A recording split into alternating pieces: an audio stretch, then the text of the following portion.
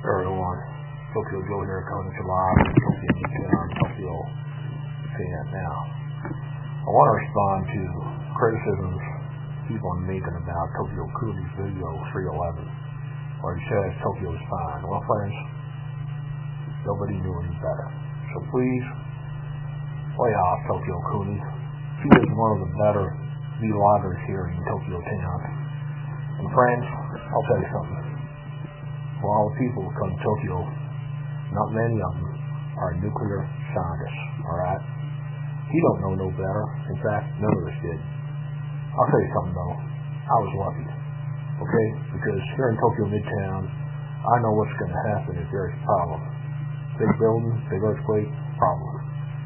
So I stocked up on the toilet paper, on the Suntory Hibiki whiskey, absolutely essential. It's the same whiskey drunk by Bob Harris in Lost in Translation. You'll see my review of the whiskey. I stocked up on ramen, soba, udon, dried seaweed, miso paste, miso soup, sake, mirin, spices, you name it.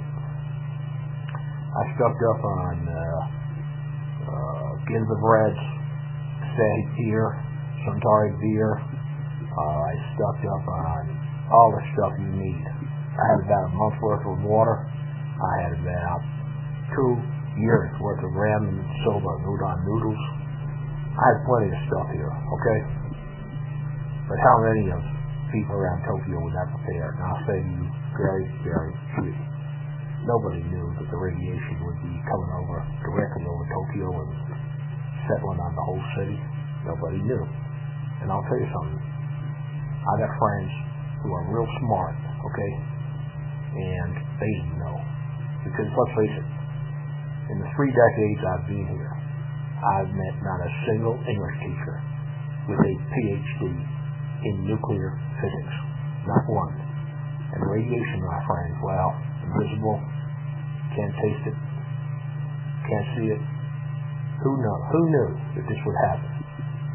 So, I'll tell you something else about what happens in the week after the Fukushima explosion. I was lucky because I had special filters installed on my air conditioning units, the vents coming into the apartment here. So, I was lucky. But in the first 3 days, I did not have anything. So I put up my own filters, consisting of gauze mats and surgical stuff that I put up there. They're kind of industrial level filters, but it was makeshift. I also had a mask, which I wore around town when I was driving my bike and walking around. If you saw me, you'll know what I mean, because I had a mask with a skull's teeth kind of mask, black with white teeth, right? And you would have seen it. That's me, Tokyo Joe. So if you see me, say hello. You know, and I'll tell you something, most of the gaijins I know around Tokyo town are not wearing masks. Because most of them are young and they don't know the difference. But I'm lucky because I researched this on the internet and I see that there is a huge cloud coming over Tokyo town and laying down all that radiation around the place. And I don't want to take no chances.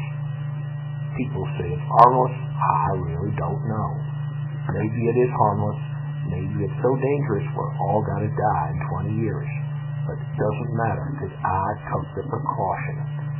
But, you know, COONEY was right. Very few people in Tokyo died immediately. There is very little immediate danger to the people of Tokyo. And the press probably blew it up all out of proportion and made it look like a terrible, terrible event, when in fact it was not terrible compared to what was happening in Fukushima Prefecture. And I'll tell you something, there was no immediate danger, not really. I think a few people died in Tokyo, but the buildings were all pretty much okay. No immediate danger at all. Okay, no immediate danger. And you can take it from me, because I've been researching this on the internet.